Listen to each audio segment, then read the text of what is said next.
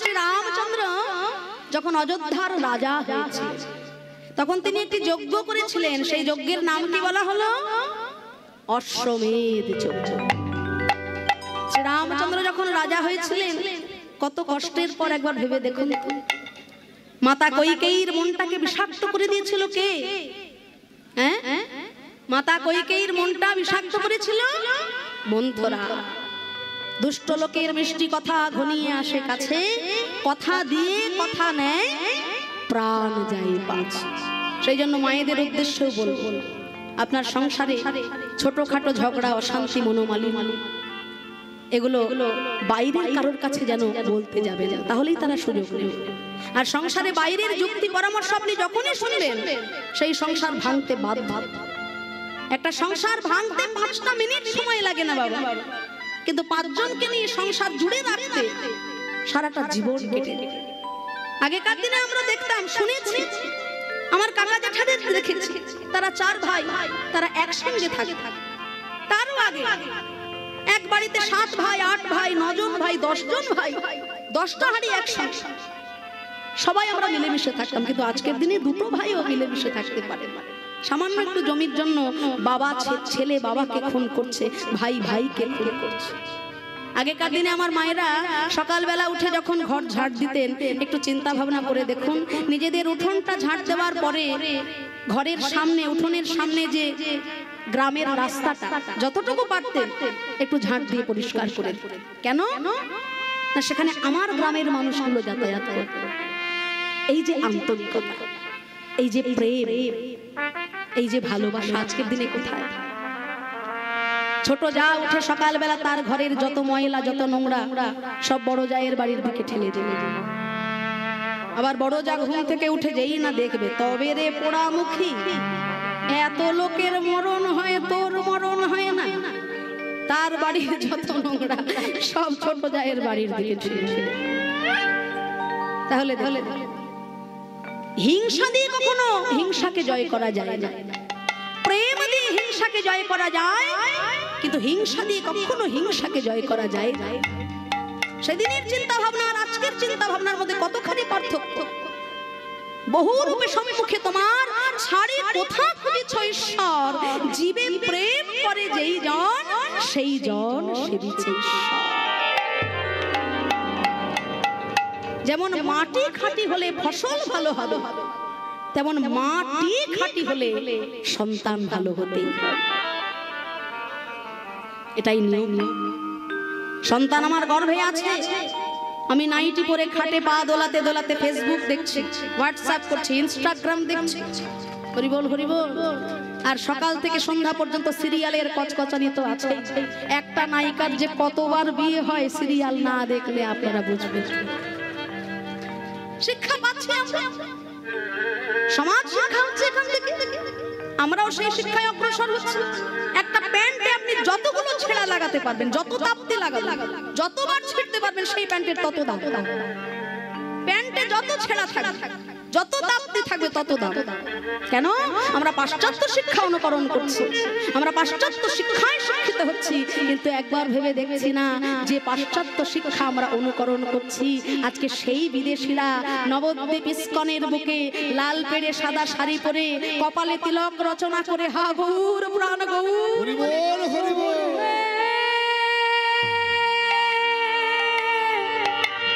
এই তো আমাদের শিক্ষা, এই তো আমাদের সমাজ ব্যবস্থা। আমরা পাশ্চাত্য শিক্ষাকে অনুকরণ করছি, কিন্তু আমাদের ঘরে সূর্য উঠলো মাগো, সেই সূর্যের আলোয় জগৎ আলোকিত হয়ে গেল, কিন্তু আমরা মায়ার অন্ধকারে আজও পড়ে রইলাম। দোল পূর্ণিমার দিন ছোট ছোট বাচ্চাদেরকে রং পিচকারি আবির দিয়ে কত খেলা খেলতে বলি, কিন্তু একবারও বলি না যে আজকের দিনে স্বয়ং মহাপ্রভুর জন্মতিথি, মহাপ্রভুর গলায় একটা মালা পরিয়ে দাও।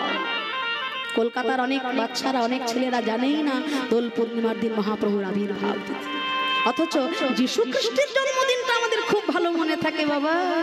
8 থেকে 80 পর্যন্ত যীশু খ্রিস্টের জন্মদিন আমরা ভুলি না। দামি দামি কেক রাস্তায় বেরোলেই বিক্রি হয়। তবে হ্যাঁ, অন্য ধর্মকে আমি কিন্তু ছোট করবার জন্য আপনাদের বলছি। অন্য ধর্মকে সম্মান করা হলো সনাতন ধর্মের নিয়ম। অন্যান্য ধর্ম আমাদের ধর্মকে ছোট করে, কিন্তু সনাতন ধর্ম কখনো অন্য ধর্মকে ছোট করে না, এটাই আমাদের বৈশিষ্ট্য। অন্য ধর্মের নিন্দা, অন্য ধর্মকে ছোট করব, এটা আমি চাইবো না, এটা কেউই আমরা চাই না। কিন্তু অন্য ধর্মকে প্রাধান্য দিতে গিয়ে নিজের ধর্মটাকে যেন বিসর্জন না দিয়ে ফেলি, এটা কিন্তু কর্তব্য না। অন্য ধর্মকে প্রাধান্য দিতে গিয়ে, অন্য ধর্মকে মানতে গিয়ে নিজের সনাতন ধর্মটাকে আমরা বিসর্জন দিতে চলেছি। আমাদের সংস্কৃতি, আমাদের সমাজ ব্যবস্থা, আমাদের শিক্ষা আমাদের এমন দিকে ঠেলে নিয়ে যাচ্ছে, আমরা নিজেরাই ভেবে উঠতে পারছি না কোন দিকে যাব। তাহলে বলছিলাম সন্তান গর্ভে আছে, আমি নাইটি পরে খাটে পা দোলাচ্ছি, ফেসবুক করছি, ইনস্টাগ্রাম করছি। আমার ছেলে ধ্রুব হবে, আমার ছেলে প্রহ্লাদ, বাবা পাক্কা একটা চোর হবে। সন্তান গর্ভে থাকতে আমি একদিনও ভাগবত কথা শুনি, একদিন হরিনাম যজ্ঞের আসরে বসে দুফোঁটা নয়নের জলে গৌর হরিকে ডাকি, একবার সাধু গুরু বৈষ্ণবের মুখে কৃষ্ণ কথা শুনিনি, হরি কথা শুনিনি, ভাগবত শুনিনি, রামায়ণ শুনিনি, গীতার একটা শ্লোক পড়ে দেখি। এই যে ভক্ত ধ্রুব আজকে ভক্ত ধ্রুব হলো কেন? ভক্ত প্রহ্লাদ আজকে প্রহ্লাদ হলো কেন? মাতৃগর্ভে থাকাকালীন তার ভজন সাধন শুরু হয়েছিল। মাতৃগর্ভে থাকতে থাকতে এই ভক্ত ধ্রুব, ভক্ত প্রহ্লাদ তারা কৃষ্ণ কথা শুনেছে, হরি কথা শুনেছে, গোবিন্দের কথা শুনেছে। তাদের মা ছিল ভক্তিমতী, সেই জন্য আজকে তারা মহাভক্ত। তাদের নাম ইতিহাসের পাতায় স্বর্ণাক্ষরে রচিত। আজকে কোথায় রবীন্দ্রনাথ, কোথায় স্বামী বিবেকানন্দ, কোথায় ঠাকুর শ্রী রামকৃষ্ণ পরমহংসদেব? তারা আকাশের বুকে উড়ে বেড়ায়, ঘুরে বেড়ায়, কিন্তু মাতৃগর্ভ আজকে পবিত্র নয় বলে সেই পরমাত্মা পুণ্যাত্মারা জগতে আসতে পারে না। আকাশে হাজার হাজার এরোপ্লেন উড়ে বেড়াচ্ছে, কিন্তু এত বড় বড় মাঠ, এরোপ্লেন কিন্তু দাঁড়াবে না। এয়ারপোর্টের সিগন্যাল যতক্ষণ না পাবে এরোপ্লেন কিন্তু দাঁড়ায় না। তদ্রূপ মাতৃগর্ভ যদি পবিত্র না হয়, খাঁটি না হয়, মা যদি ভক্তিমতী না হয়, সেই গর্ভে, সেই স্থানে কখনো কৃষ্ণ ভক্ত, কখনো পুণ্যাত্মা, কখনো মহাত্মা, বৈষ্ণব সাধু কোনোদিন আসতে পারবে না। তাহলে আজকে আমাদেরকে নিজেদের দিকে তাকিয়ে দেখতে হবে। আজকে আমাদের ধর্মে যদি ছোট কোনো বাচ্চা মায়ের কাছে আবদার করে বলে, একাদশীর দিনে মা একাদশী করছে, মা আমি তোমার সঙ্গে একাদশী করব, আমরা কি বলি? না, তুই উপোস করে থাকতে পারবি না, শিগগির ভাত খা, তোকে একাদশী করতে হবে না। এইটুকু ছেলে আমার একাদশী করতে এসেছে, হ্যাঁ? কত পড়াশোনা, কত মাথায় চাপ, আরে ভাত খা, ডাক্তার বলেছে শরীর খারাপ হয়ে যাবে। কিন্তু একজন মুসলিম ভাইয়ের ছেলে দেখবেন তারা তাদের রোজার দিনে কিন্তু বাধা দেয়, বলে তারা আল্লাহকে ডাক, খোদাকে ডাক, আল্লাহ তোমার বরকত কর। এই যে তাদের শিক্ষা, তাদের সমাজ ব্যবস্থা কত সুন্দর। আমাদের ধর্মের মধ্যে একটা জিনিস দেখবেন, সকাল থেকে রাত্রি পর্যন্ত খাওয়া, শোয়া, সংসারের কাজ, ঘরের কাজ, বাইরের কাজ, অফিস হোক, ব্যবসা হোক, সমস্ত কাজের জন্য নির্দিষ্ট সময় আছে। কিন্তু কৃষ্ণ ভজনের কোনো নির্দিষ্ট সময় আছে?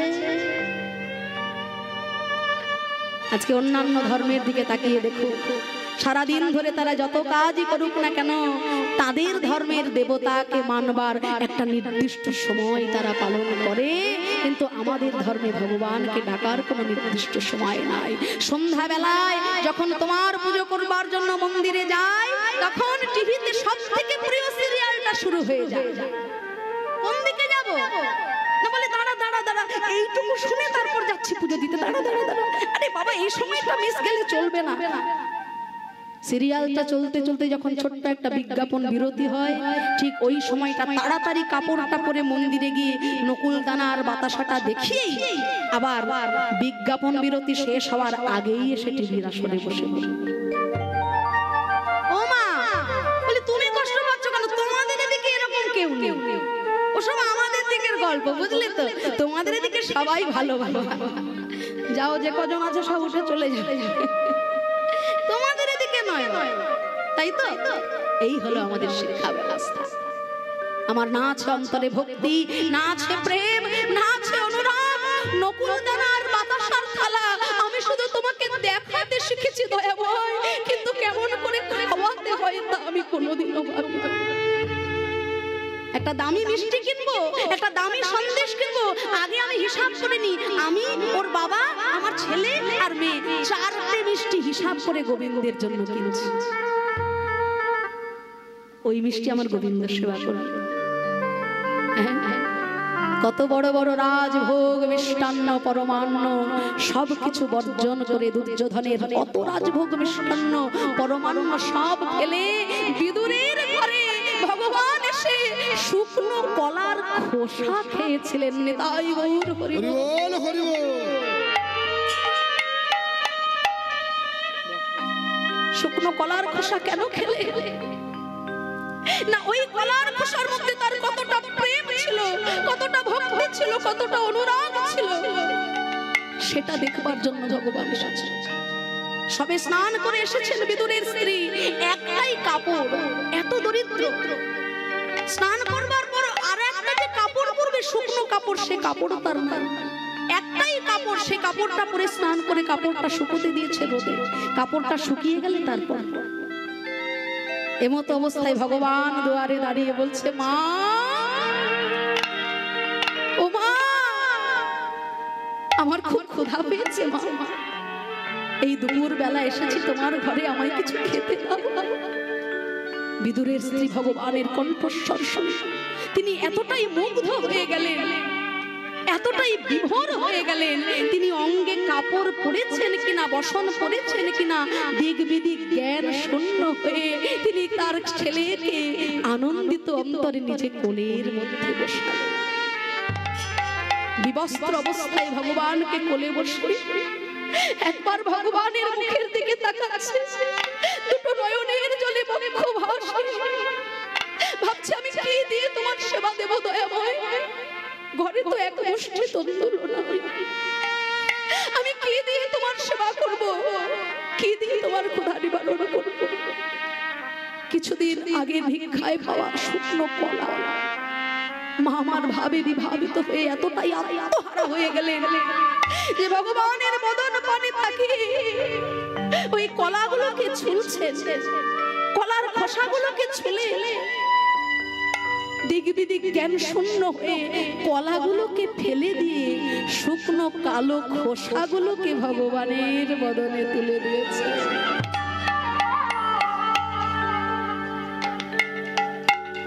এমতো অবস্থায় বিদুর এসেছে ঘরে, কেউ একজন খবর দিল যে ভগবান কৃষ্ণ এসেছেন তোমার বাড়িতে, বিদুর তুমি তাড়াতাড়ি যাও।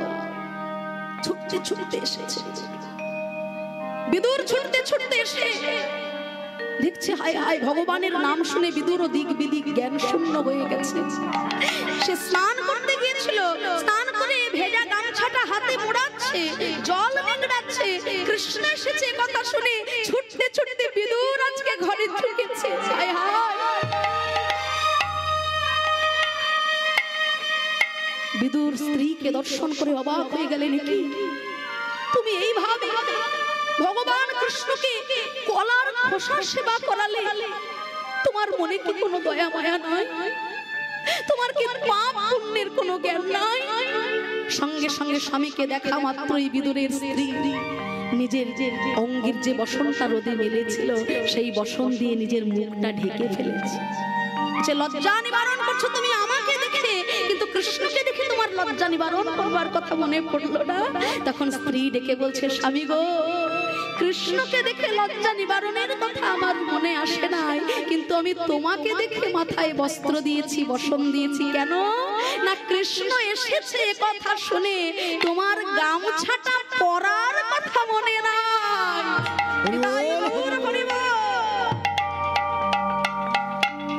তুমিও যে দিক বিদিক জ্ঞান শূন্য হয়ে ভেজা গামছাটা হাতে নিয়ে ছুটে চলে এসেছো আমার কৃষ্ণকে দেখবে বলে। একবার তুমি নিজের দিকে তাকিয়ে দেখো, কৃষ্ণ এসেছে বলে দিক বিদিক জ্ঞান শূন্য হয়ে তুমিও যে ছুটে এসেছো। স্বামী, যদি ঘরে বাইরে হতে পারে এক মন, তবেই তো হয় কৃষ্ণ ভজন। হরি বল হরি বল। স্বামী স্ত্রী একসাথে যদি একসঙ্গে ভজন না করা যায়, সাধন না করা যায়, তাহলে তো কৃষ্ণ ধনে কখনো পাওয়া যায় না। স্বামী স্ত্রী একসঙ্গে মিলিত হয়ে কৃষ্ণ ভজন করতে হয়। সতী রমণী যারা, তারা হলেন অর্ধাঙ্গিনী, তাদেরকে বলা হয় পত্নী। কেন? কেননা পত্নী কথার অর্থ স্বামী যদি পতনের পথে চলে যায়, স্ত্রী তাদেরকে উপরের দিকে তুলে ধরে। একজন স্ত্রী পারে তার স্বামীকে স্বর্গে পাঠাতে, একজন স্ত্রী পারে তার স্বামীকে নরকে পাঠাতে। স্বামীর পতনের হাত থেকে স্বামীকে রক্ষা করা হলো পত্নীর কাজ, সেই জন্য তার নাম পত্নী। আর স্বামীকে যারা পতনের পথে ঠেলে দেয়, নরকের পথে ঠেলে দেয়, তারা পত্নী নয়, ওই পত্নীর আগে একটা একার বসে যায়। তা আপনাদের ঘরে কার কার ঘরে পত্নী আছে আর কার কার ঘরে পেতনি আছে সেটা তো আমার জানা নেই, আমি আজকে এসেছি। তো কার কার ঘরে পত্নী আর কার কার ঘরে পেতনি আছেন একটু হাত তুলুন তো দেখি বাবারা।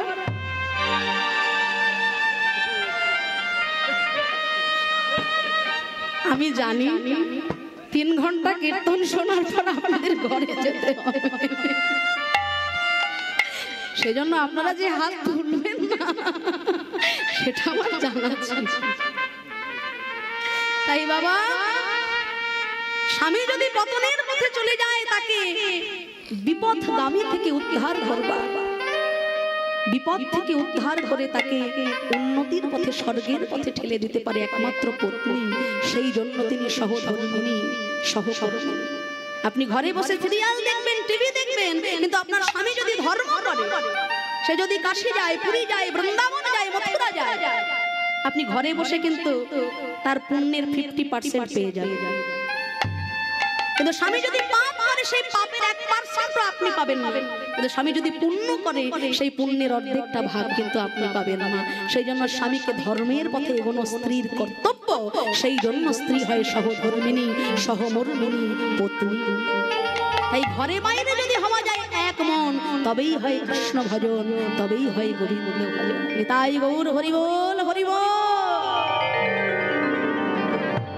তাই ভগবানকে আত্মনিবেদন করে না স্মরণ করলে, না ডাকলে পরে কখনো ভক্ত বৎসল ভগবান কৃপা করে না।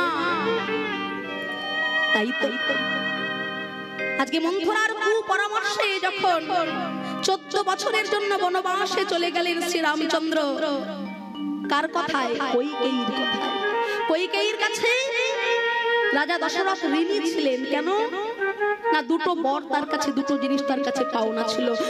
দুবার রাজা দশরথকে প্রাণে বাঁচিয়েছিলেন কৈকেয়ী, দুবার। একবার শঙ্করাসুরের সঙ্গে রাজার যুদ্ধ হয়েছিল, সেই যুদ্ধে রাজার সারাটা শরীর ক্ষতবিক্ষত হয়েছিল। এই কৈকেয়ী মা রাজাকে নতুন করে জীবন দিয়েছিলেন তার সেবা শুশ্রূষা। এই হলো এক। আর দ্বিতীয়বার রাজা দশরথের নখের ডগায় একটা এমন ফোড়া হয়েছিল, ওই বিষাক্ত ফোড়া কোনো ওষুধে সার ছিল না। অবশেষে মাতা কৈকেয়ীকে বৈদ্য বলেছিলেন যে যদি মুখের গরম লালায় এই ফোড়াটাকে নেওয়া যায়, উত্তপ্ত মুখের গরম লালায় ফোড়াটা ফেটে যাবে। তা রাজা দশরথের কতগুলো স্ত্রী ছিল বাবা? কি কি নাম? এই 3 জনের নাম আমরা শাস্ত্রে উল্লেখ পাই, কিন্তু এই 3 জন ছাড়াও রাজা দশরথের আরো অনেক স্ত্রী ছিল, তাদের নামগুলো শাস্ত্রে উল্লেখ পাওয়া যায় না, সংখ্যার উল্লেখ পাওয়া যায়। সংখ্যা হলো 750 জন স্ত্রী রাজা দশরথের। এতগুলো স্ত্রী থাকা সত্ত্বেও ওই ঘৃণ্য কাজ, ফোড়াযুক্ত আঙুল মুখের মধ্যে নেওয়া, তারা প্রত্যেকেই রাজকন্যা, রাজার ঘরের মেয়ে, তারা কেউ সেই কাজটা করতে পারেনি। কিন্তু মাতা কৈকেয়ী সেদিন বলেছিলেন, আমার স্বামী যদি বেঁচে থাকে, আমার সিঁথির সিঁদুর বেঁচে থাকবে। তাই রাজার ফোড়াযুক্ত আঙুলটাকে মুখের মধ্যে নিয়ে রাজার ফোড়াটা ফাটিয়ে দিয়ে নতুন জীবন ফিরিয়ে দিয়েছিলেন। সেই দিনও রাজা দশরথ বলেছিলেন, বলো কৈকেয়ী তুমি কি চাও? কৈকেয়ী বলেছিল, স্বামী আমি তোমার কাছে কিছু চাই না, তবে দিতে যখন তুমি চাও এই বর দুটো আমার তোলা থাক, যখন প্রয়োজন হবে তখন আমি চেয়ে নেব। রামচন্দ্র রাজা হবে সাজো সাজো রব, তার আগের দিন মন্থরার কুপরামর্শে কইকেয়ী রাজা দশরথকে বললেন, যদি আমায় তুমি আমার পাওনা গন্ডা মিটিয়ে দিতে চাও, তুমি ত্রিসত্য অঙ্গীকার করে আমার কাছে বলো, আমার এক চাওয়ায় তোমার ছেলে রামচন্দ্রকে 14 বছরের জন্য বনবাসে পাঠাবে, আর দ্বিতীয় চাওয়ায় আমার ছেলে ভরতকে অযোধ্যার রাজ সিংহাসনে বসাবে। বলো না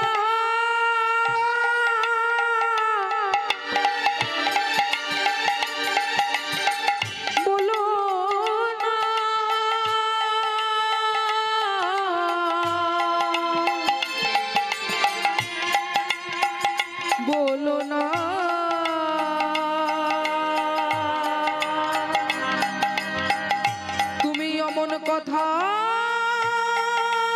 বলো না। কইকেয়ী, আজকে এই দিনটা দেখার আগে সেদিন আমি যদি মরে যেতাম তাহলে আমি এত কষ্ট পেতাম, কিন্তু যতই আমি তো অঙ্গীকার করি না কেন, আমি বাবা, ছেলে আমার বড় হয়েছে, শাস্ত্র বলছে বড় হওয়ার পর ছেলের জন্য যদি কোনো সিদ্ধান্ত নিতে হয় তার জন্য ছেলের সঙ্গে একটু আলোচনা করতে হয়। শাস্ত্র বলছে লালায়েত পঞ্চবর্ষাণি দশবর্ষাণি তাড়ায়েত প্রাণতেন ষোড়শী বর্ষতি পুত্রং মিত্রোপদাচন। এ কথা শাস্ত্র বলছে বাবা। একটা সন্তানকে, একটা ছেলেকে আপনি কোন সময় তার সঙ্গে কিরকম আচরণ করবেন শাস্ত্র শিখিয়ে দিয়েছে। আপনার সন্তান জন্মের পর থেকে 5 বছর বয়স পর্যন্ত তাকে বকাঝকা দেবেন না, মারধর করবেন না, বুঝিয়ে সবকিছু করবেন। লালায়েত পঞ্চবর্ষাণি, 5 বছর পর্যন্ত ছেলেকে বুঝিয়ে সুঝিয়ে, বকা দিয়ে কোনো কাজ করাবেন। দশবর্ষাণি তাড়ায়েত, 5 বছরের পর থেকে 10 বছর পর্যন্ত কত বছর হয়? 15 বছর। তাহলে এই 15 বছর বয়সে তার ভালো মন্দ শিক্ষাটা আপনাকে দিতে হবে। ওই ছেলে ছোট আছে, এখন একটু জল খাচ্ছে, কাক, পরে সব ঠিক হয়ে যাবে, ওটি যদি আপনি ভেবেছেন ছেলে আপনার সারা জীবন বোতল ধরেই ঘুরে বেড়াবে, কিচ্ছু করা হবে না। শিক্ষা এই সময় দিতে হবে, এটা ভালো এটা করো, ওটা মন্দ ওটা করো না, এই শিক্ষাটা আপনাকে তখন দিতে হবে। দশবর্ষাণি তাড়ায়েত প্রাণতেন ষোড়শী বর্ষতি, 15 বছর পূর্ণ হয়ে ছেলে যখন 16 বছরে পদার্পণ করবে, তার সম্বন্ধে যদি কোনো ডিসিশন, কোনো সিদ্ধান্ত আপনাকে নিতে হয় তার সঙ্গে একটু বন্ধুর মতো আলোচনা করতে হবে। প্রাপ্তেন ষোড়শী বর্ষতি পুত্রং মিত্রোপদাচন, আপনার চিন্তা ভাবনাটা তার উপরে চাপিয়ে দিলে চলবে না, বন্ধুর মতো আলোচনা করে সবকিছু সলভ করতে হবে। তাই রাম, তোমার এই সৎ মা কইকেয়ী তোমাকে 14 বছরের জন্য বনবাসে পাঠাবে বাবা। এই পিতৃ সত্য পালন করবার জন্য তুমি কি তা করতে পারো বাবা? এই দেহের সৃষ্টিকর্তা তো আপনি। আপনি যদি চান 14 বছর কেন বাবা, 14,000 বছরও আমি বনে যেতে রাজি। ও মায়েরা, বলি আজকের দিনে কি এমন ছেলে দেখতে পাওয়া যায়? হ্যাঁ, পাওয়া যায় না? কে বলেছে? সেদিন বাবার এক কথায় ছেলে চলে গেছিল বনবাস, আজকের দিনে ছেলের এক কথায় বাবা চলে যায় বৃদ্ধাশ্রমের পথে। তাই গৌর হরি বল। কে বলেছে হয় না? ঘটনাটা আজও ঘটে, এখনো ঘটে, কিন্তু একটু উল্টো ঘটনা ঘটে। কলকাতায় গিয়ে দেখে আসবেন, সব ছেলেই যে খারাপ তা আমি বলবো না বাবা, কিন্তু সব সন্তান যদি ভালো হতো তাহলে কলকাতায় মন্দির মসজিদের থেকে বেশি বৃদ্ধাশ্রম তৈরি হচ্ছে। তাদের জন্য, আমাদের মতো সন্তান। তাই রামচন্দ্র যখন 14 বছরের জন্য বনবাসে চলে গেলেন, পুত্র শোকে পাগল হয়ে পিতার জীবন অবসান হয়ে গেল। আর এত বড় ঘটনাটা যখন ঘটে গেল, ভরত ছিল না বাড়িতে, ভরত গেছিল মামা বাড়িতে। ভরত এসে যখন দেখলো যে তার রাজপ্রাসাদ আজকে ভূতের বাড়ি হয়ে গেছে। কে করেছে কাজ? দুষ্মন্ত বলল, আর কেউ নয়, তোমার মা ঘটিয়েছে কাজ। আমার মা? মায়ের ঘরে গিয়ে দরজা উন্মোচন করে বলছে, মা তুমি তুমি আমার গর্ভধারিণী, আমি তোমাকে শাসন করে কথা বলতে পারবো না। তবে একটা কথা তুমি জেনে রেখো মা, আজকে যে কাজ করলে তুমি, ইতিহাস তোমায় ক্ষমা করবে না। আর তোমার ছেলে বলে আমি ভরত হয়ে যত ভালো কাজে করি না কেন, সবাই আঙুল তুলে বলবে কইকেয়ীর ছেলে তো। থাকো তুমি তোমার সিংহাসন নিয়ে, সম্পত্তি নিয়ে, আমি চললাম আমার দাদাকে ফিরিয়ে আনতে। ছুটতে ছুটতে আজকে ভরত চলেছে, দুটি নয়ন জলে বক্ষ ভাসায়।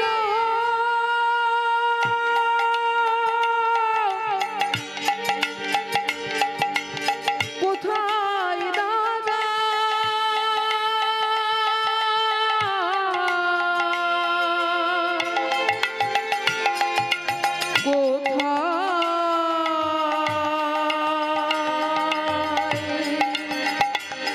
কোথায় আমার প্রাণের দাদা,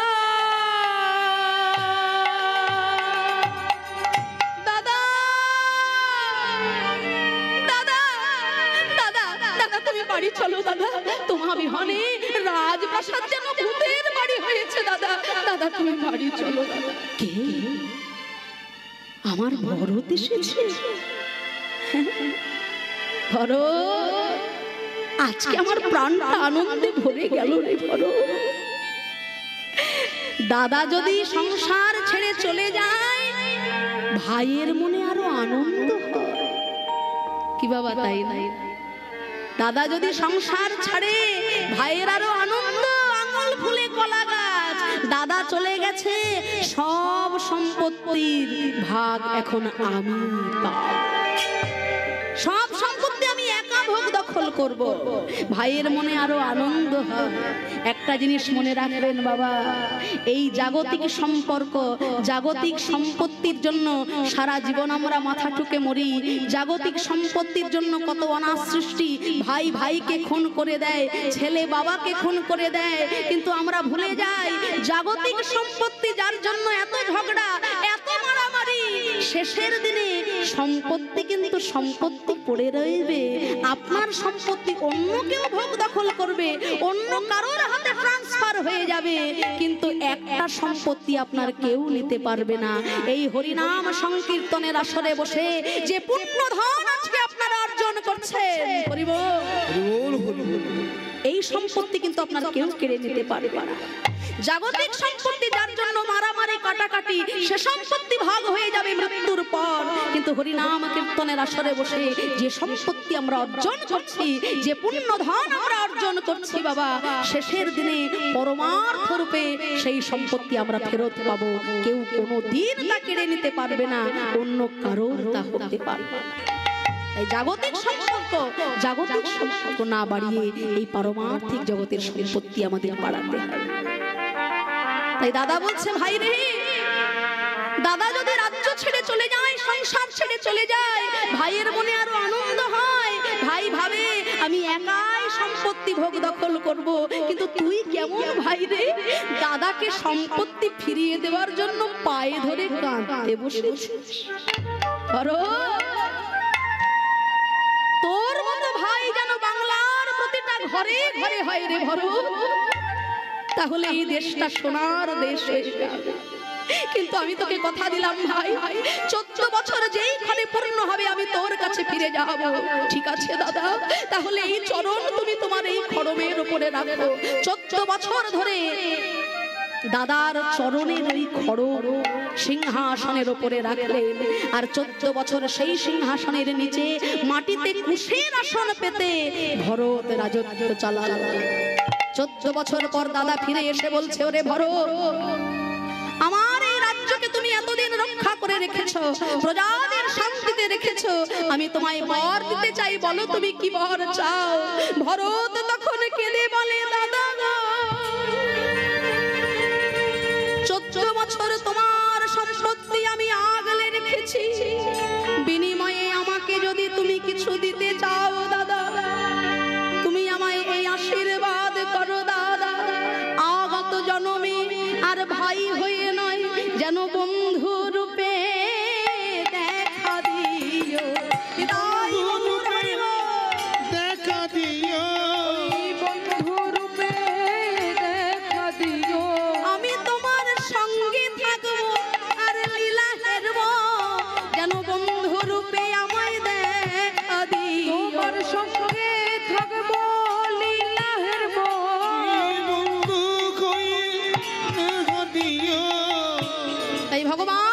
কৃষ্ণের সঙ্গের সঙ্গী বন্ধু সুদামা, সেই ভরত আমার ভক্তবৎসল ভগবান মর্যাদা পুরুষোত্তম শ্রী ভগবানের ভাই ভরত সুদামা রূপে বন্ধু হয়ে কৃষ্ণের সঙ্গে বিরাজ। তাই আজকে নারদ মুনি বলছেন, শোনো শোনো কৃষ্ণচন্দ্র, ত্রেতায় রাম রাজা ছিল, অশ্বমেধ যজ্ঞ কইল, ত্রেতায় রাম রাজা ছিল, অশ্বমেধ যজ্ঞ কইল, দানব্রত যজ্ঞ হবে দানব্রত যজ্ঞ হবে বলি শোনো শোনো যোগরাজন ত্রিভুবন নিমন্ত্রণ, শোনো শোনো যোগরাজ ত্রিভুবন নিমন্ত্রণ, তোমায় সবারে বলিতে হইবে, সবারে বলিতে হইবে। তা বেশ যজ্ঞ করবো, এত ভালো কথা, কিন্তু যজ্ঞটা হবে কোন জায়গায়? প্রভাস তীর্থে যজ্ঞ হবে, প্রভাস তীর্থে যজ্ঞ হবে, প্রভাস তীর্থে যজ্ঞ হবে। শোনো হে শ্যাম তোমায় বলি, প্রভাস তীর্থে যজ্ঞ হবে, শোনো কেশব তোমায় বলি, প্রভাস তীর্থে যজ্ঞ হবে। এত জায়গা থাকতে প্রভাস তীর্থে যজ্ঞ কেন? নয়, প্রভাস তীর্থে স্নান করে চাঁদ তার হারানো প্রভা ফিরে পেয়েছিল, প্রভা যুক্ত আশ, চাঁদ তার হারানো প্রভাকে ফিরে পেয়েছিল। চাঁদের কতজন স্ত্রী গো মায়েরা? চন্দ্র দেবতার 27 জন স্ত্রী, কিন্তু এতগুলো স্ত্রী থাকা সত্ত্বেও চাঁদ একদিন দেবগুরু বৃহস্পতির স্ত্রী তারা দেবীর রূপে আকৃষ্ট হয়েছিল। গুরুদেব বলেছিলেন, ওরে চাঁদ, এত বড় স্পর্ধা তোর, গুরু পত্নীর প্রতি কুনজর, আমি তোকে অভিশাপ দিলাম, 16 দিনের মধ্যে তোর 16 কলা যেন ক্ষয় হয়ে যায়। 15 দিন হয়ে গেছে, 15 কলা ক্ষয় হয়ে গেছে। তারপর চাঁদের 27 জন স্ত্রী ছুটতে ছুটতে চলেছেন কোথায়? ওম নমঃ শিবায়, ওম নমঃ শিবায়, ওম নমঃ শিবায়, ওম নমঃ শিবায়, ওম নমঃ শিবায়। ভূমি শ্রবণী শ্রম শেষ গুণহীন মহেশ গলাধরম জননীর্জিত দুর্জয় দৈত্যপুরম প্রণমামি শিবম শিব কল্পতরু। ওম নমঃ শিবায়, ওম নমঃ শিবায়, ওম নমঃ শিবায়, ওম নমঃ শিবায়। देवादिदेव महादेव की জয়, शिव शंभू की জয়, भोले बाबा की জয়। শিব ঠাকুর প্রধান্বিত হয়ে গেল। এই একটু শান্তিতে নিরালায় নির্জনে তপস্যা করছি, তোমাদের এতেও শান্তি হলো না? এত চিৎকার চেঁচামেচি করে আমার ধ্যান ভঙ্গ করে দিলে। কে তোমরা? 27 জন রমণী হাত জোড় করে বললেন, জামাই বাবু, আমাদের উপর আপনি রাগ করবেন? হ্যাঁ জামাই বাবু, তা তোমরা আমার শালিকা? ছি ছি ছি ছি ছি, তোমাদের এত মুখ ঝুঁক করে ফেললাম, বকাঝকা দিয়ে ফেললাম, ছি ছি ছি, আমার তো এটা উচিত হয়নি, আমি বুঝতে পারিনি শালিকাগণ, তোমরা আমাকে ক্ষমা করে দেবে। কি গো মায়েরা, দক্ষ রাজার 27 জন কন্যাকে বিবাহ করেছেন চন্দ্র দেবতা, দক্ষ রাজার একটি কন্যাকে বিবাহ করেছেন শিব ঠাকুর, তাহলে চাঁদ আর শিব ঠাকুর সম্পর্ক কি? তাহলে চাঁদের 27 জন স্ত্রী শিব ঠাকুরের কি হবে? বিশাল ভালো সম্পর্ক।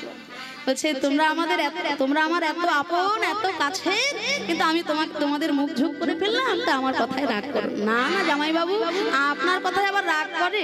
হ্যাঁ, আপনার যে অবস্থা দেখতে পাচ্ছি, আমরা এসে লজ্জায় পড়ে গেছি। দেবতারা দামি দামি কাপড় চোপড় পরে, আর আপনি কিনা বাঘের ছাল, হরিণের ছাল গায়ে দিয়ে ঘুরে বেড়াচ্ছেন। দেবতারা দামি দামি গয়নাগাটি পরে, আপনি হাড়ের মালা পরেছেন, আর কি সমস্ত নেশা ভাঙ করেন, আর বলে আপনাকে লজ্জা দেব। কি গো মায়েরা, তাই না? শিব ঠাকুর কিন্তু তার আভরণগত বৈষ্ণব নয়, তিনি হলেন আচরণের বৈষ্ণব, যেটা আজকের দিনে পাওয়া বড় কঠিন। আমাদের আভরণের বৈষ্ণব হাজার হাজার পাওয়া যাবে বাবা, কিন্তু আচরণের বৈষ্ণব আজকের দিনে কোটিতে 2টি পাওয়া যায় কিনা সন্দেহ। তৃণাদপি সুনীচেন তরোরিব সহিষ্ণুনা অমানিনা মানদেন কীর্তনীয় সদা হরি। এই গুণগুলো আজকে আছে আমাদের মধ্যে। আমরা শুধু আভরণ ধরতে পেরেছি, মোটা মোটা তুলসীর মালা, দাদা সঙ্গে তিলক, গেরুয়া বসন, আমরা শুধু আভরণের বৈষ্ণব হয়েছি। বৈষ্ণবের যে লক্ষণ মহাপ্রভু বর্ণনা করেছেন, এটা আমার মুখের কথা নয়। সেখানেই তো প্রথমে আমরা একটা বড় শুনি, তৃণদপি সুনীচেন, ঘাসের থেকেও নিজেকে ছোট বলে মনে করতে। কিন্তু আজকের দিনে আমরা বৈষ্ণব, আমরা সবার উপরে, আমাদের সবার নিচে তোমরা। তাই তো এটাই আমাদের ধর্ম। আমি বৈষ্ণব, আমি সাধু, আমি সবার উপরে, তোমরা আমার শিষ্য, তোমরা আমার পায়ের তলায়। তাহলে ঘটনাটা আজকের দিনে উল্টো। তা বৈষ্ণব হওয়ার লক্ষণ এটা নয়, তৃণদপি সুনীচেন, নিজেকে ঘাসের থেকেও ছোট মনে করতে হবে। ঘাসকে যখন পদদলিত করে যায়, ঘাস আমাদেরকে কোনো ব্যথা দেয় না, উল্টে ঘাস আমাদের পায়ে কোমলতা দান করে দেয়। তাকে আমরা ব্যথা দিই, কিন্তু সে আমাদের কোমলতা দেয়। এটা বৈষ্ণবের লক্ষণ। তাকে আমরা ব্যথা দিই, কিন্তু সে আমাদের বিনিময়ে ব্যথা না দিয়ে আরো আরাম দেয়, কোমলতা দেয়। এটা বৈষ্ণবের প্রধান লক্ষণ। তৃণদপি সুনীচেন। আর কি না, যদি সহ্য ক্ষমতা শিখতে হয় বৈষ্ণব হয়ে, গাছের কাছে চলে যাও। গাছ হচ্ছে সহ্য ক্ষমতার প্রধান। আজকের দিনে আমরা বৈষ্ণব বাড়িতে এসি, গাড়িতে এসি, মন্দিরে এসি, সহ্য ক্ষমতা আমাদের আছে। গৃহীর থেকেও বৈষ্ণবরা বেশি আরামে থাকে, তাই না? সত্যি কথা বাবা। একজন বৈষ্ণব, একজন সাধু যে আরামে থাকে, যে আয়েসে থাকে, যে আনন্দে থাকে, ভালো ভালো খাবার দাবার, সবসময় এসি ঘর, এসি বাড়ি, এসি গাড়ি, এসি মন্দির, এসি ছাড়া চলতে পারে না। বৈষ্ণবের এটা লক্ষণ নয়।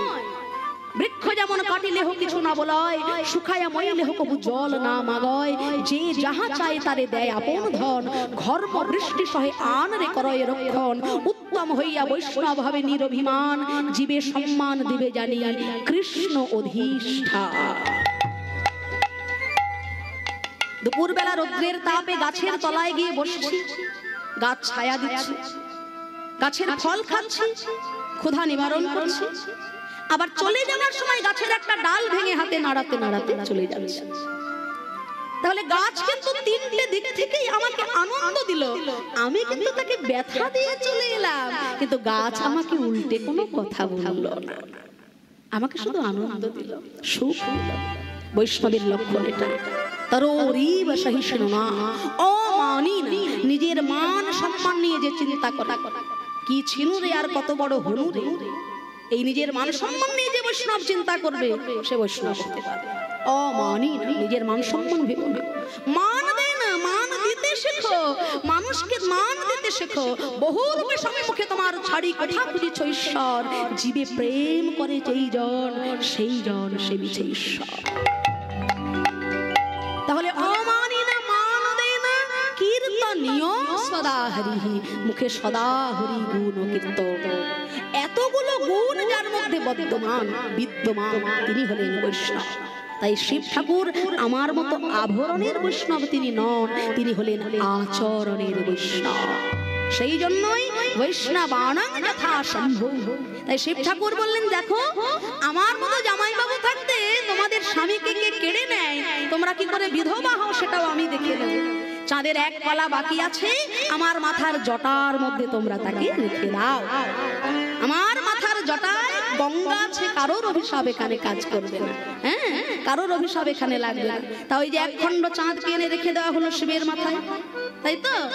আকাশে আমরা যে চাঁদ দেখি সেটা কিন্তু 16 কলার চাঁদ নয়। হিসেব করে দেখবেন, আকাশের চাঁদ হচ্ছে 15 কলার চাঁদ। আর এক কলা কোথায়? আর এক ফালি চাঁদ হচ্ছে শিব ঠাকুরের মাথায়। এই দুই নিয়ে তবে হয় 16 কলার চাঁদ। একদিন দেবগুরু বৃহস্পতি বলা কওয়া করছেন যে চাঁদ যদি বেঁচে থাকতো আমি বলতাম সোম তীর্থের জলে স্নান করো, তোমার সব রোগ দূরীভূত হয়ে যাবে। আর সেই কথা শুনে 27 জন স্ত্রী যেই না সোম তীর্থের জলে ওই এক খণ্ড চাঁদকে স্নান করিয়েছে, চাঁদ তার আগের হারানো 15 কলা জ্যোতি ফিরে পেল। সেই জন্য চাঁদ হারানো প্রভা ফিরে পেল বলে সোম তীর্থ হয়ে গেল প্রভাস তীর্থ। তাই গৌর হরি বল। তাই নারদ মুনি বলছে, শোনো শ্যাম, এই প্রভাস তীর্থেই যোগ্য হবে। তাই সেই কথা শুনে আমার গোবিন্দ সবার জন্য চিঠি লিখছেন।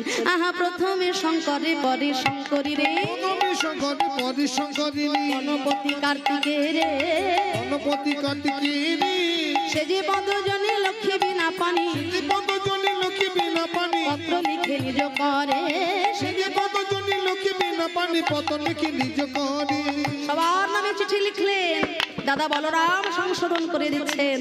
শেষে দাদা বলরাম বলছে, ভাই কানাই রে, সবার নামে তো চিঠি লিখলি ভাই, কিন্তু যাদের কোলে পিঠে আমরা বড় হলাম, সেই মাতা যশোমা আর পিতা নন্দের নামে তো কোনো চিঠি নাই।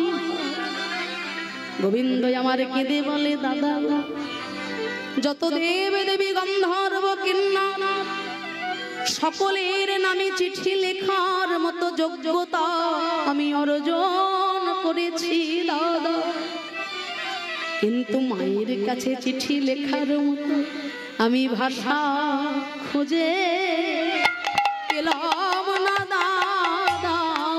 ভাষা খুঁজে পেলাম না দাদা, আমি কি বলে আয়া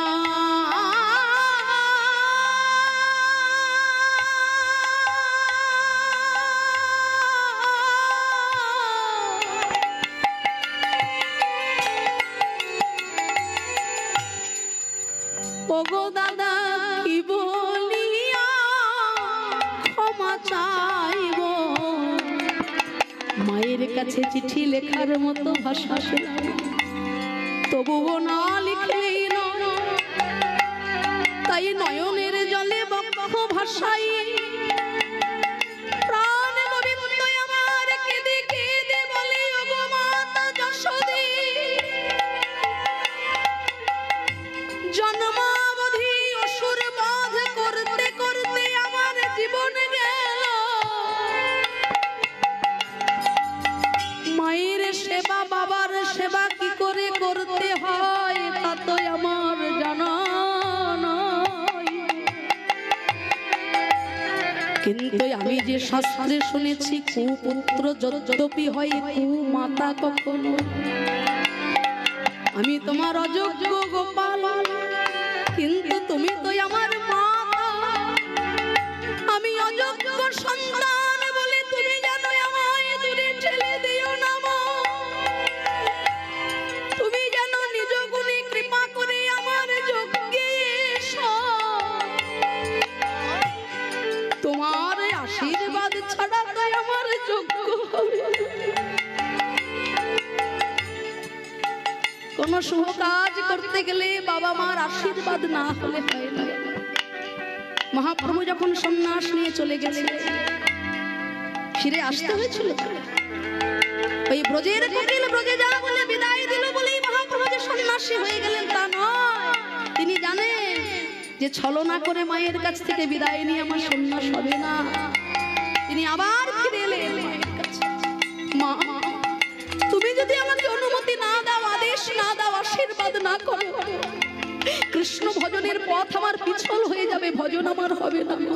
তুমি যদি বলো আমি বাড়ি থাকবো, আমি গেরুয়া বসন খুলে তোমার সেবা করব, তুমি আমাকে অনুমতি না দিলে আমার সন্ন্যাস হবে না। সেদিন সচি রানী বলেছিলেন, মা চোখের সামনে 8খানা মেয়ে মরে যাওয়ার পর বড় ছেলে বিশ্বরূপের মুখের দিকে তাকিয়ে আমি বেঁচেছিলাম, কিন্তু সেও যখন সংসার ছেড়ে চলে গেল, আমার জীবনের অন্ধের জ্যোষ্ঠীর মতো তুমি ছিলে আমার নয়ন, তোমার উপর ভরসা করে আমি বেঁচেছিলাম, কিন্তু আজকে তুমিও ছেড়ে দিয়ে সন্ন্যাসী হয়ে গেলে, আমি তোমায় বাধা দেব না কেন জানো? তোমার বাবা যাবার সময় আমাকে শিক্ষা দিয়ে গেছেন, বংশে একটা ছেলে যদি কৃষ্ণ ভক্ত হয়, সেই বংশের 7 পুরুষ স্বর্গবাসী হয়ে যায়। আমি পারবো না তোমার বংশের 14 পুরুষকে নরকগামী করতে, আমি আমার সুখের জন্য তোমার বংশের 14 পুরুষকে নরকগামী করতে পারবো না। বংশে একটা ছেলে যদি কৃষ্ণ ভক্ত হয়, তার মাতৃকুলের 7 পুরুষ, পিতৃকুলের 7 পুরুষ, 14 পুরুষ স্বর্গবাসী হয়। আমি তোমাকে আশীর্বাদ করছি বাবা, মা হয়ে তুমি এমন হরি নাম করো, তোমার হরি নামে যেন জগতের সব দুঃখ দূর হয়ে যায়।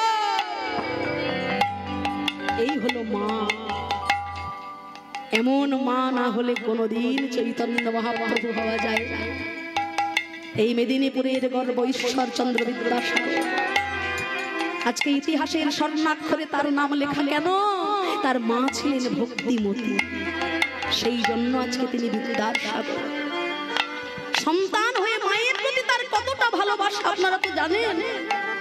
সকল বাধা বিপত্তি সব কিছু ত্যাগ করে, সব কিছু উপেক্ষা করে মায়ের চরণে আছাড় খেয়ে পড়ে বলেছিলেন, মা তুমি আমার জগৎ ধাত্রী, তুমি আমার গর্ভধারিণী, তুমি আমার জগৎ জননী।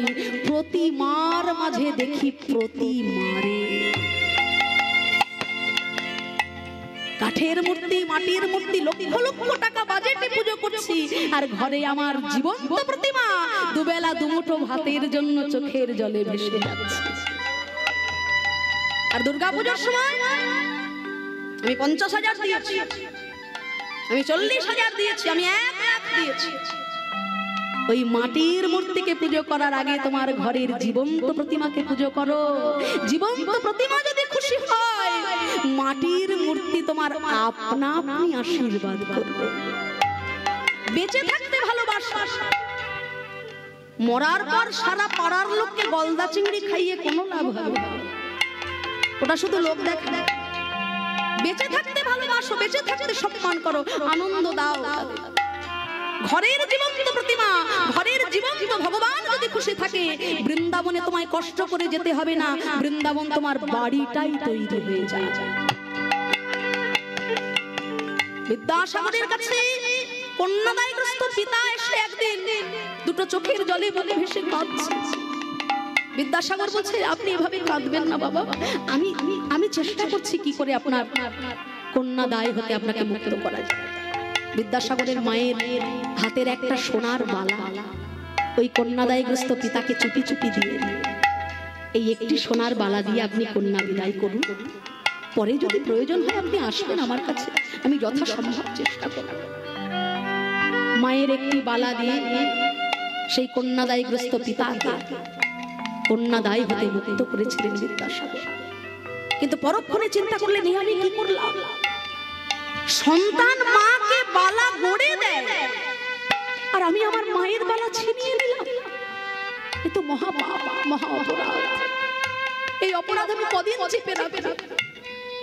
শেষে একদিন মায়ের দুটো পায়ে ধরে বলছে, ও মা, আমি না একটা অপরাধ করে ফেলেছি, আমি ভয়ে ভয়ে তোমাকে বলতে সাহস পাচ্ছি না, কিন্তু আমি একটা অন্যায় করেছি মা। ও মা, আমি তোমাকে কথা দিচ্ছি, আমার যখন সামর্থ্য হবে আগে আমি তোমাকে সেটা দেব, তারপর আমি অন্য কাজ করব। সাগর, কি অন্যায় করেছিস তুই যে এই জন্য আমার পায়ে ধরে তোকে কাঁদতে হবে? বল না কি করেছিস? ও মা, তোমার দুটো সোনার বালার থেকে আমি একটা বালা, একজন কন্যাদায়গ্রস্ত পিতা দুটো চোখের জলে বক্ষ বসে আমার কাছে কাঁদছিল মা, ওই কন্যাদায়গ্রস্ত বাবাকে আমি তোমার হাতের একটা বালা দিয়ে তাকে কন্যাদায় হতে মুক্তির জন্য দিয়েছি। ওমা, আমি কথা দিচ্ছি তোমাকে, তোমাকে আমি আবার একটা সোনার বালা করে দেবো মা, তুমি যেন রাগ করো না মা, আমায় কথা দাও। সাগর, রাগ আমার হয়েছে, বড় রাগ, বড় কষ্ট হয়েছে আমার। তুমি আমার ছেলে হয়ে কাজ করতে পারবে? তুমি জানো না সাগর, একজন কন্যাদায়গ্রস্ত পিতার মাথায় কতটা চিন্তা, কতটা ভাবনা। তুমি যখন দিলে একটা বালা কেন দিলে বাবা? এই শিক্ষায় তো আমি তোমাকে বড় করিনি বাবা। তুমি যখন ওই পিতাকে সাহায্য করলে, একটা বালা নয় আমার দুটি বালা দিয়ে যদি তাকে সাহায্য করতে আমি আনন্দ পেতাম। এই হলো শিক্ষা, এই হলো মা। আজকের দিনে সেই মা আর নাই, সেই জন্য সেই সন্তান আর জগতে আসে। আজকে আমরা মাকে সম্মান করতে পারি না, বাবাকে সম্মান করতে পারি না। আমার ঘরের ভগবান কাঁদে, আমার ঘরের ভগবান কাঁদে বলে ওই পাথরের মূর্তিও আর আমাদের দিকে ফিরে তাকায়। তাই এ জগতে ছোটবেলায় মা কাঁদে, ছেলে ভাত খায় না বলে, বৃদ্ধ হলে সেই মা কাঁদে, ছেলে ভাত দেয় না বলে। একটা মায়ের ছোট্ট একটা উদরে সন্তানের 10 মাস 10 দিন জায়গা হয়, সেই সন্তান যখন কলকাতায় বিশাল একটা ফ্ল্যাট কেনে, সেখানে তার পরিবার থাকে, এমনকি কুকুর বিড়ালেরও জায়গা হয় খাটে, কিন্তু গর্ভধারিণী মায়ের জায়গা বৃদ্ধাশ্রম। এই তো সমাজ, এই তো সংসার। সেই জন্যই আজকে এই কীর্তনের হরিবাসর বাবা। একটা সন্তান যখন জগতের বুকে জন্মগ্রহণ করে, তার হাত পা চোখ কান মুখ সব থাকে, কিন্তু মানুষের মনুষ্যত্বটা কিন্তু মাতৃগর্ভ থেকে আনতে পারে না। মনুষ্যত্বটা এই কীর্তনের আসরে এলে তবে জাগরিত হয়। মানুষের মনুষ্যত্বের বিকাশ ঘটে কীর্তনের আসরে আসলে, ভাগবতের আসরে আসলে, সাধুগুরু বৈষ্ণবের মুখে ভাগবত শুনলে, কীর্তন শুনলে, হরি কথা শুনলে। অভক্তের কাছে অভক্তের কাছে শুধু হরি নামের নিন্দা শুনবেন, আর যেখানে হরি নামের নিন্দা, যেখানে কৃষ্ণ নামের নিন্দা, শ্রীমদ্ ভাগবতের নিন্দা, চৈতন্য চরিতামৃতের নিন্দা, মহাপ্রভুর নিন্দা, কৃষ্ণের নিন্দা, দয়া করে সেখানে যাবেন না। আমাদের সনাতন ধর্মটাকে বাঁচিয়ে রাখার দায়িত্ব শুধু আমাদের। আমরা নিজেরা যদি যেদিকে আনন্দ সেদিকে ছুটে যাচ্ছি, কিন্তু একবারও ভেবে দেখছি না যে আমরা কি শুনতে এসেছি, কি করতে এসেছি। জগৎ সংসারটা যদি একটা সমুদ্র হয়, সেই সমুদ্রের কুল হলো এই কীর্তনের আসর। এখানে বসে যুগাবতার শ্রী মহাপ্রভুর নামে নিন্দা শোনার জন্য আমরা বসি না।